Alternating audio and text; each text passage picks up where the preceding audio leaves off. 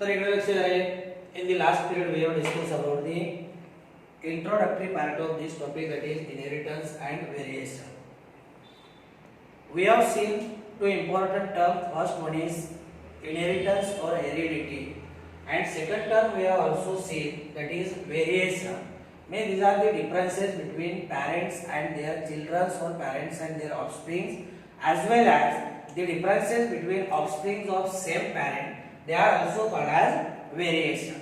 And branch that deals with, or branch of biology which deals with study of inheritance and variation, that is called as genetics. That is called as genetics.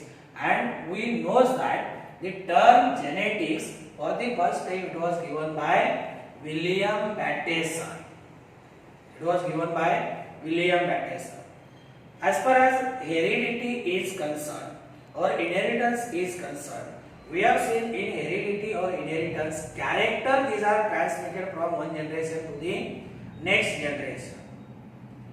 And the first scientific explanation regarding heredity, it was given by Gregor John Mendel.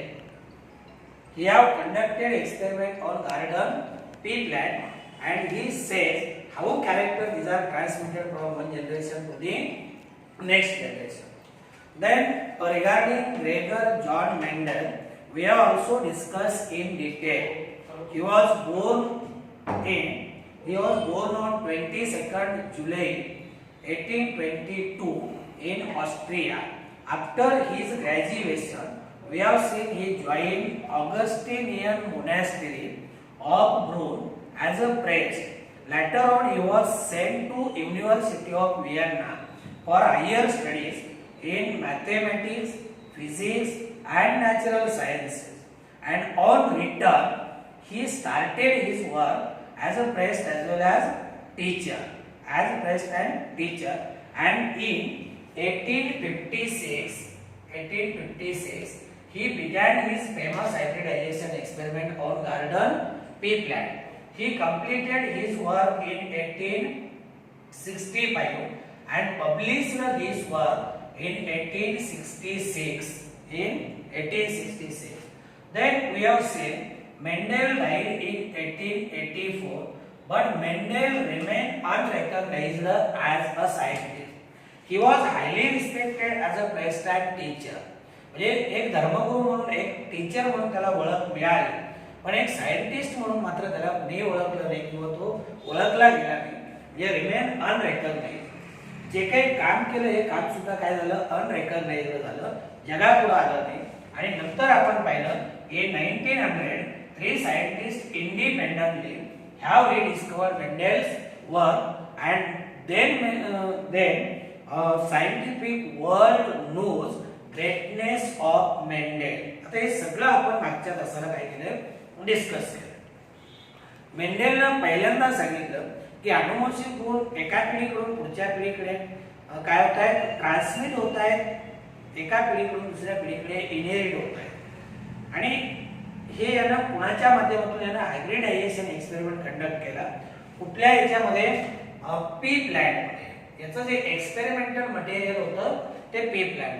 आता actually आपल्या text book मध्ये नाही, पण थोडं तुम्हाला बाजूला जाऊन सांगतो की नेमकं आता मेंडेलनं जर एवढं मोठं काम केलं असेल तर ते आपल्याला माहित पाहिजे की ते काम कुठल्या प्लॅनमध्ये केलं.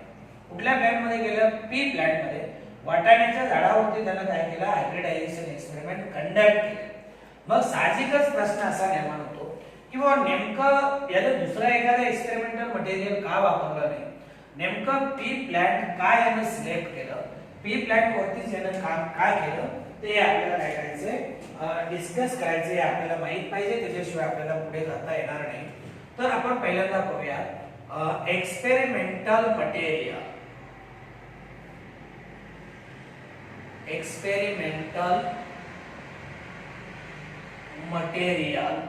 एक्सपेरिमेंटल मटेरियल कुठलं सिलेक्ट केलं, मेंडेलला. तर we knows that Mendel selected garden pea plant as a experimental material. आता गार्डन पी प्लांट याला ना ऍक्च्युअली वाटाण्याचं झाड याला आपण पी प्लांट म्हणतो. याचं सायंटिफिक नेम आहे पिझम सॅटिवा. पिझम सॅटिवा. पण मेंडेलनं हे पहिल्यांदा तिथं गार्डन चर्चच्या पाठीमागच्या गार्डन मध्ये पहिल्यांदा त्याने कल्टिवेट केलं, म्हणून त्याला आपण काय म्हणतो जनरली गार्डन पी प्लांट म्हणतो. आता एक्सपेरिमेंटल मटेरियल कुठलं आहे? Garden pea plant. मग प्रश्न असा निर्माण होतो की why Mendel selected garden pea plant as a experimental material. त्याची कारण आहे it is having certain characteristic and that is why he selected garden pea plant. तर आता पहिलं कारण काय? फर्स्ट रिझन से garden pea plant is annual plant and completes life cycle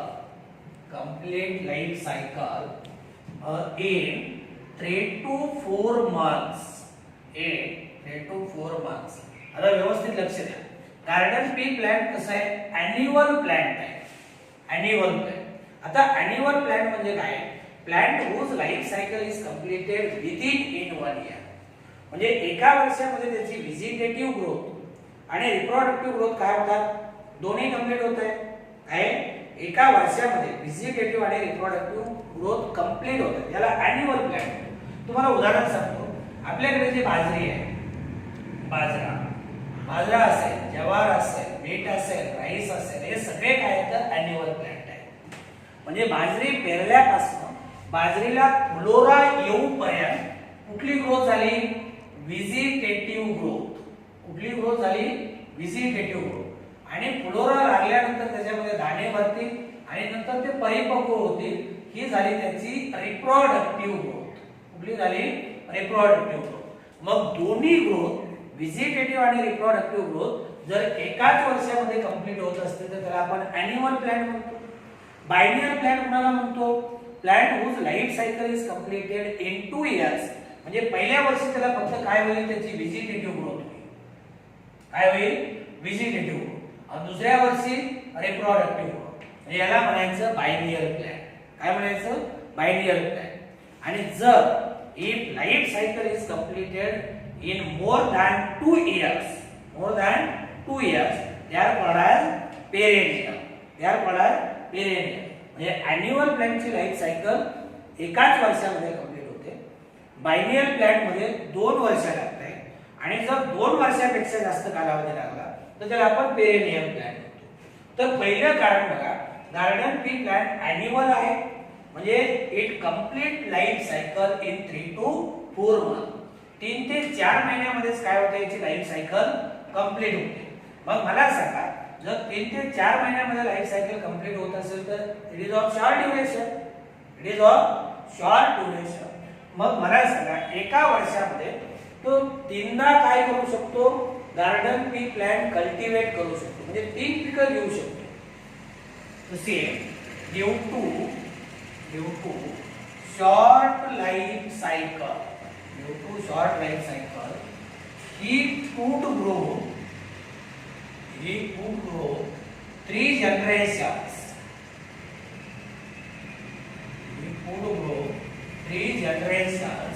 In a year. एका वर्षामध्ये तो वाटाण्याचं 3दा उत्पन्न घेऊ शकतो. बरोबर आहे की? कारण 3 ते 4 महिन्यामध्ये, म्हणजे 4 महिन्याची जरी आपण त्याची लाईफ सायकल कन्सिडर केली तरी he could grow 3 generation in 1 year. हे झालं दुसरं रिझन. तिसरं रिझन काय सांगते की same it is small herbaceous plant.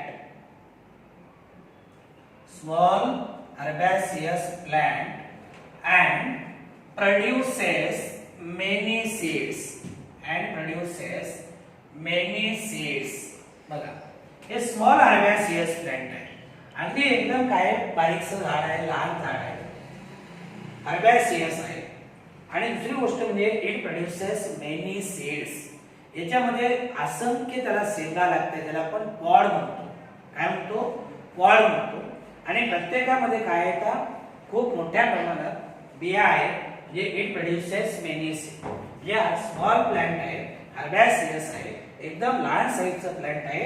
It produces many seeds. Then say he grow could grow thousands of plants in a small plant or in a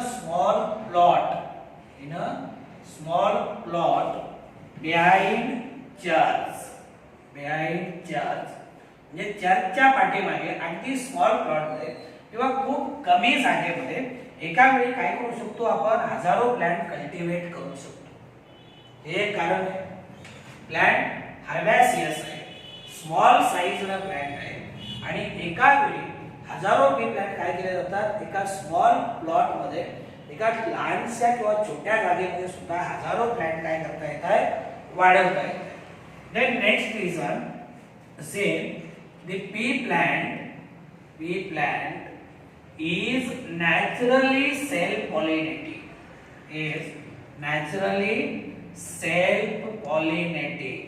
आता self pollination आपण पाहिले होतं. प्लांट नॅचरली सेल्फ पॉलिनेटिंग आहे म्हणजे तिथं आपोआप काय होतं सेल्फ पॉलिनेशन. आता तुम्ही म्हणा नॅचरली सेल्फ पॉलिनेटिंग म्हणलं का? अरे प्लांट काय प्लांट बायसेक्शुअल आहे. बायसेक्शुअल आहे म्हणजे प्लांट मध्ये अँड्रोसियम आहे, प्लांट मध्ये गायनोसियम आहे. म्हणजे दोन्ही रिप्रोडक्टिव्ह फ्लोरल होल आहे. अँड्रोसियम आहे आणि गायनोसियम आहे. आणि दुसरी गोष्ट दोघांचा मॅच्युरेशन पिरियड कसा आहे सारखा आहे. फ्लावर किंवा प्लांट बायसेक्शुअल आहे म्हणजे नॅचरली सेल्फ पॉलिनेटिंग काय होतं तर त्याच्यामध्ये अँड्रोसियम आहे, त्याच्यामध्ये गायनोसियम आहे. दोघांचा मॅच्युरेशन पिरियड सारखा आहे. दोघं ऍट ए टाइम मॅच्युअर होते. मग याच्यामधले पोलन पिरियड याच्यावरती जाऊन पडतील. हे झालं सेल्फ पॉलिनेशन. कसं आहे नॅचरल सेल्फ पॉलिनेशन म्हणजे P plant is naturally self pollinating. Another reason it shows many contrasting characters.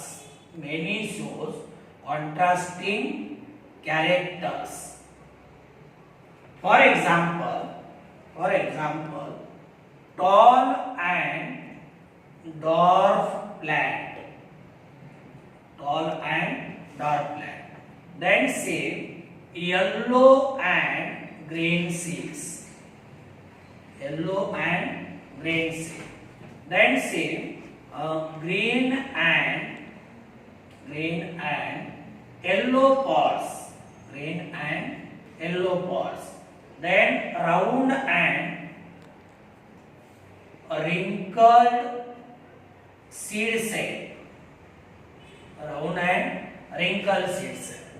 Then say next that is violet and white flowers. आता इथे बघा shows many contrasting character म्हणजे exact opposite character. आता इथं मुद्दा असा आहे की जसं आपण हा टॉपिक पुढे घेऊन जाऊया या टॉपिकच्या शेवटी बघा मेंडेलला तर हे जे कॉन्ट्रास्टिंग कॅरेक्टर सांगितले.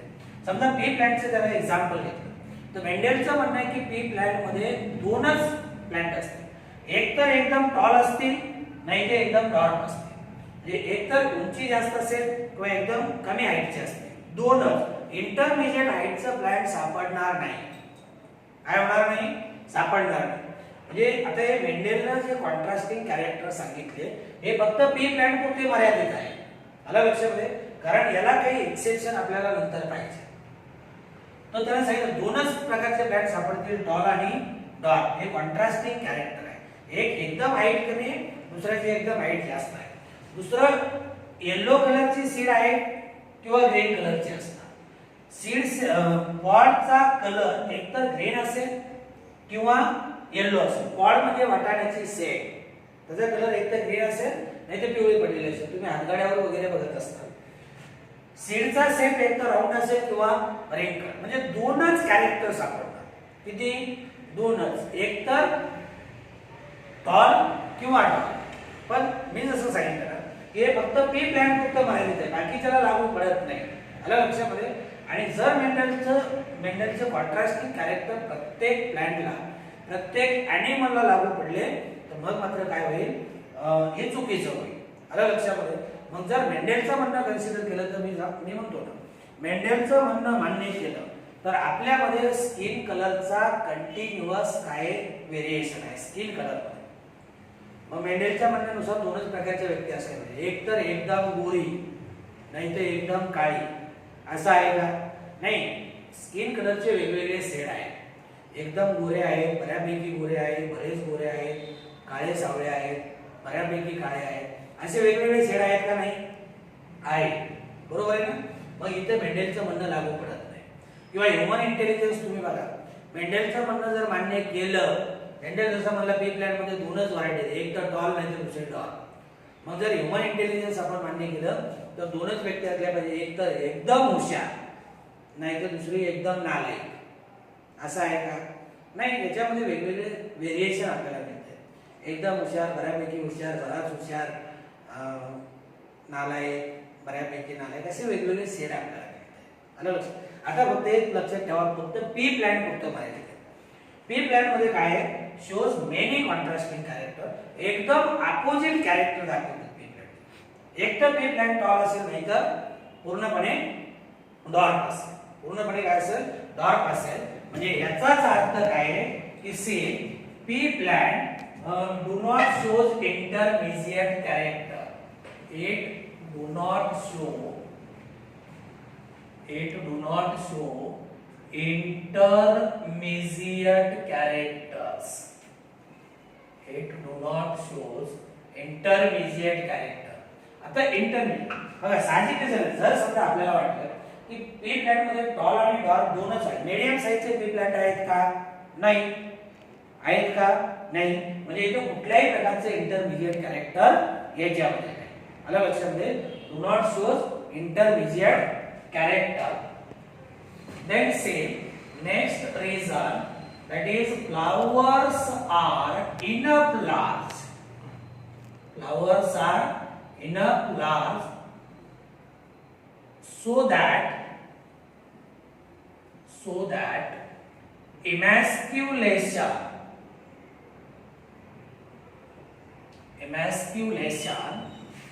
becomes possible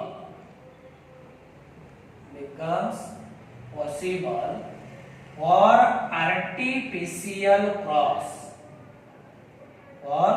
artificial cross. This is also a very important point. Other flowers are enough large so that emasculation it becomes possible or emasculation becomes easy. Pea प्लॅन्टचे जे फ्लावर्स आहेत ते आकाराने मोठे आहेत. आता शेवटी बघा, आपण सुरुवातीपासून म्हणतोय की मेंडेलनं हायब्रिडायझेशन एक्सपेरिमेंट कंडक्ट केला पी प्लॅन्टमध्ये. आता हायब्रिडायझेशन म्हटल्यानंतर तर काय होतील? दोन वेगवेगळे पॅरेंट असतील, तिथल्या तिथे तर क्रॉस होऊ देणार नाही. म्हणजे ठीक आहे, फ्लावर नॅचरली सेल्फ पॉलिनेटिंग आहे, पण मेंडेल काय करतोय, जे फ्लावर आहे ना त्या फ्लावर मधला मेल रिप्रोडक्टिव्ह पार्ट जो आहे तो म्हणजे अँथर, तो अँथर रिमूव्ह करतोय आणि दुसऱ्या फ्लावर मधले पोलन ग्रेन आणून काय करतोय? स्टिग्मावरती डिपॉझिट करतोय. म्हणजे काय झालं? तो आर्टिफिशियल क्रॉस झाला. काय झाला? इकडे लक्ष द्या. समजा एक फ्लावर आहे, हे फ्लावर आहे. या फ्लावर मध्ये दोन्ही पार्ट आहे. कुठला आहे? अँड्रोसियम आहे आणि गायनोसियम आहे. बरोबर आहे का नाही? मग आर्टिफिशियल क्रॉस करायचं आहे, हायब्रिडायझेशन करायचं आहे. म्हणजे मेंडेल प्रत्येक वेळेस काय करतो? याच्यामधला अँड्रोसियम काढून टाकतो. मेल रिप्रोडक्टिव्ह स्ट्रक्चर काय करतो? तो काढून टाकतो. आणि जेव्हा मेल रिप्रोडक्टिव्ह स्ट्रक्चर काढून टाकलं जाईल तेव्हा त्या प्लॅन्टला आपण फिमेल फ्लावर म्हणतो. मग दुसऱ्या प्लॅन्ट मधले पोलन ग्रेन आणून याच्या स्टिग्मावरती काय करणार? तो डिपॉझिट करणार. बरोबर आहे का? मग आपला मुद्दा असा आहे की त्याला आर्टिफिशियल क्रॉस घडवून आणायचा आहे. त्यासाठी काय करायचं आहे? अँड्रोसियम काढून टाकायचं, म्हणजे इमॅस्क्युलेशन करायचं. आणि इमॅस्क्युलेशन करायचं तर फ्लावर कसं असलं पाहिजे? आकाराने मोठा असलं पाहिजे, लार्ज साईजचं असलं पाहिजे. म्हणून flowers are enough large so that emasculation means removal of anther becomes possible for artificial cross. Then say next reason, it produces fertile offsprings. म्हणजे प्रत्येक सीड काय होणार लिव्हिंग पी प्लांट मध्ये डेव्हलप होणार. काय होणार डेव्हलप होणार. जे it produces fertile offspring. Due to all these results Mendel selected garden pea plant as an experimental material. As a experimental material. तर या कारणासाठी मेंडेलने काय केलं पी प्लांट सिलेक्ट केलं आणि अगदी सायंटिफिक मॅनर मध्ये त्याने काय केला हा एक्सपेरिमेंट कंडक्ट केला. आलं लक्षामध्ये. आणि अनुवंशिक गुण एका पिढीकडून दुसऱ्या पिढीकडे कसे ट्रान्सफर होत आहे हे काय केलं त्यानं मेंडेलने सांगितलं. आता अनुवंशिक गुण जे ज्याला आपण काय म्हणतो हेरिडिटी म्हणतो. म्हणजे here we will note down the point that is transmission of genetic information. Transmission of genetic information from generation to generation. From generation to generation is called inheritance. Is called inheritance or which is also called as heredity. It is called as heredity. म्हणजे थोडक्यामध्ये ज्याला आपण अनुवंशिक गुण म्हणतो. अनुवंशिक गुण एका पिढीकडून पुढच्या पिढीकडे, मागच्या पिढीकडून पुढच्या पिढीकडे, आई वडिलांकडून मुलाकडे काय होत आहे ट्रान्समिट होत आहे. याला आपण इनहेरिटन्स किंवा हेरेडिटी म्हणतो. म्हणजे मी असं म्हणेन की मला जर माझ्या आई वडिलांकडून काय मिळालं असेल तर अनुवंशिक गुण याच्या व्यतिरिक्त दुसरं काहीच नाही. आलं लक्षामध्ये. मला माझ्या आजोबाकडनं म्हणा पंजोबाकडनं म्हणा, अगदी पंजोबाकडनं म्हणा आजोबाकडनं म्हणा आई वडिलांकडनं जे काही मिळाले ते म्हणजे अनुवंशिक गुण. म्हणजे character these are transmitted from generation to generation. याला आपण काय म्हणतो इनहेरिटन्स और heredity. And see the mechanism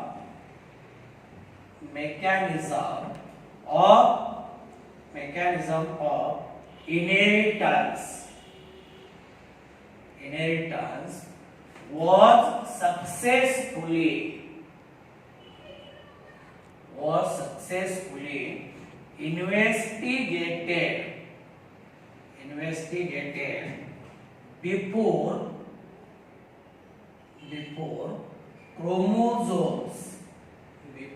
chromosomes had been observed or genes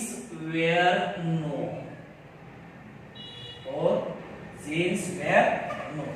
आता हा जो मेकॅनिझम आहे काय mechanism of inheritance it was successfully investigated before chromosome had been observe और जीन्स वेअर नोन. आता किती महत्वाची माहिती दिली बघा. म्हणजे थोडक्यामध्ये आपण काय म्हणतो की अनुवंशिक कॅरेक्टर एका पिढीकडून दुसऱ्या पिढीकडे ट्रान्समिट होत आहे. हे मेंडेलने कधी सांगितलं की जेव्हा क्रोमोझोमची डिस्कव्हरी नव्हती, जीनची डिस्कव्हरी नव्हती, मिओसिस मायटोसिस डिस्कव्हर केलं नव्हतं, मायक्रोस्कोपचा शोध लागला नव्हता. या सगळ्याच्या ॲब्सेन्सी मध्ये बघा काय नाही मायक्रोस्कोपचा शोध लागला नाही, मिओसिस नाही, मायटोसिस कुणाला माहित नाही, क्रोमोझोम डिस्कव्हर केले नाही, जीन काय भानगडे जीनची डिस्कव्हरी नाही. हे सगळं नसताना मेंडेलने अनुवंशिक गुण एकाकडून दुसऱ्याकडे मागच्या पिढीकडून पुढच्या पिढीकडे इनहेरिट होत आहेत हे सांगितलं. म्हणून आपण काय म्हणतो की आपण म्हणतो Mendel was much ahead of time. Mendel much ahead of time because he have given the concept of inheritance before the discovery of mitosis, meiosis, microscope, chromosome and gene. हे काहीच नसताना मेंडेलने सांगितलं. म्हणून मेंडेलला आपण म्हणतो he was much ahead of time. म्हणजे तो काळाच्या पुढचा होता. याच्यावरून आपल्याला काय होते याची माहिती मिळते. आलं लक्षामध्ये. आणि मेंडेलची एकूण लाईफ हिस्ट्री तर आपण पाहिलेलीच आहे. आलं लक्षामध्ये. आणि Mendel was first who gave accurate explanation for mechanism of inheritance by using hybridization technique by using hybrid disaster technique. तर आता आपण हे काही वेळात पुढच्या तासाला पाहूया.